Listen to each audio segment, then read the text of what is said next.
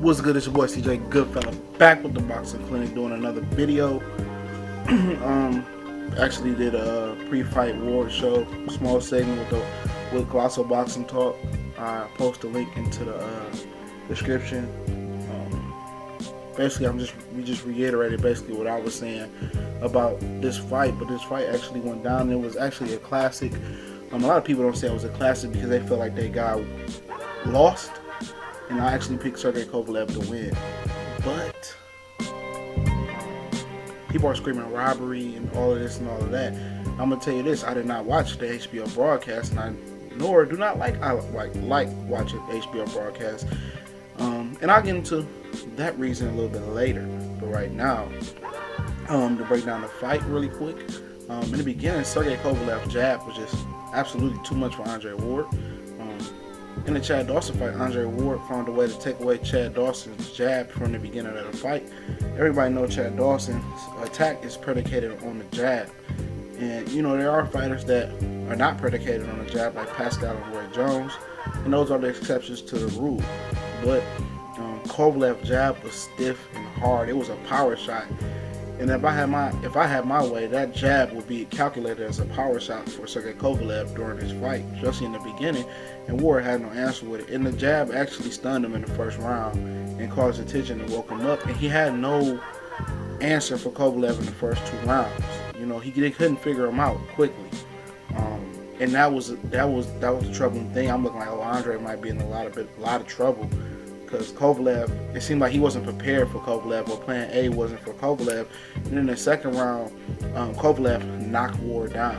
Now, a lot of people thought that was going to be the end for Andre Ward, but I did see an interview on Fight Hype from Mickey Bay, and he said he's seen Ward down 8 to 10 times in amateur and came back one every time. So that was in the back of my head, like, he's a Brazilian warrior out there.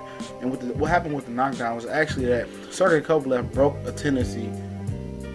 That's what it was. He was throwing the jab really hard and not following it up because he needed to set up another shot and dictate range. And Kovalev was just using the jab as a power shot and a finder. And once he found what Andre Ward called his rhythm, he put the right hand behind him and he pulled Ward down because Ward wasn't expecting that right hand because he broke a tendency. But after that knockdown, I'm thinking like Ward is in a lot of trouble, like everybody else is thinking. But Ward came back and had a solid third round. I thought he took it. And Paulie on the Sky network broadcast that I watched on Sky, because I thought Box Nation was going to pick it up, but Sky picked it up, said that Ward came back and he wasn't discouraged. He didn't really look hurt. He didn't really get affected by the knockdown. And that was an honest assessment. And Ward came back like a warrior and he battled back. And I think he won a lot of those rounds, even including three. And Paulie had a lot of those rounds close, but Andre Ward was landing clean and effective punches. And a lot of punches I know on HBO, because I heard Paulie saying they wasn't counting. And he was going to the body, and right before the championship round, Kovalev slowed down. Those body shots, the hard body shots that Andre Ward was landing, took an effect on Kovalev, and he was able to go to the head after landing those thunderous body shots, and it was open season on Sergey Kovalev. Kovalev could not adjust and could not figure Andre Ward out, especially in those championship rounds. Andre Ward looked great. He swept the championship rounds. There's no question in my mind. Sugar Ray Leonard began the championship rounds, had Kovalev up and said Ward needs to let his hands go, and that's exactly what Ward did. Ward let those hands go. Ward pot shot. He was accurate. Kovalev was frustrated. I don't care what anybody says. Kovalev, he battled back in the 12th round, landed some good shots, but Ward was just too accurate, and he let his hands fly a little bit. Now, a lot of people want to go to the punch stat. Well, Kovalev landed more punches. The punch stats are an opinionated stat, just like the judges' scores are opinionated, in my opinion. It's not even an opinion. It's in my fact. It's the opinionated. It's a guy that's seeing what punches land, what punches don't land. It's no computer in there or no accurate judgment of what punches landed and what don't land. That's why HBO really sways the crowd, and I'm gonna say that's why I watched the Sky network. I had an opportunity to watch the HBO. They swayed the crowd.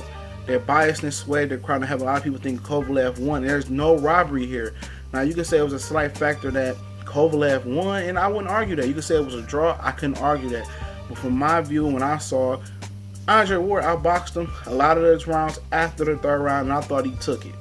by a couple of or a few points in my opinion. And Paulie had it the same way. Matthew Macklin had it the same way, and a couple guys on Sky Sports had it the same way. Should it be a rematch? Absolutely. It was close enough to go either way and for it to be a rematch. But to scream it was a robbery is absolutely absurd. A robbery is Nicholas Walters' last fight, where I'm going to get to the Vasily Lomachenko prediction on my next video. He fought the guy last fight. He lost, I think, or it was a draw, and that was a robbery. A robbery is just a lot of fights that have been robberies in boxing. But at the end of the day, I think Andre Ward won, and the rematch is a must. It's Mando, and I'm gonna get into a rematch later on. But we gonna.